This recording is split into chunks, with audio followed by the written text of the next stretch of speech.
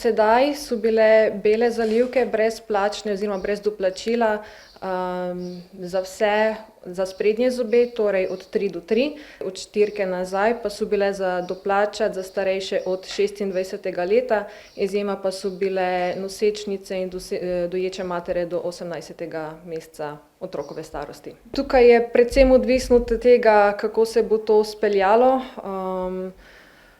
Meni osebno se zdi dobro, da bo ljudem dostopno, da ne bo treba več doplačati, ampak upam, da bo tudi ZZZS uredil financiranje, da bomo vsi zadovoljni. Bela zalivka zahteva veliko več časa, sami materiali so veliko dražji, tako da če gledamo samo, koliko je zavarovalnica pripravljena plačati to zalivko, se tukaj bojim na samo kvaliteto, ker če hočeš ti prehitro narediti belo zalivko, ne bo dobra.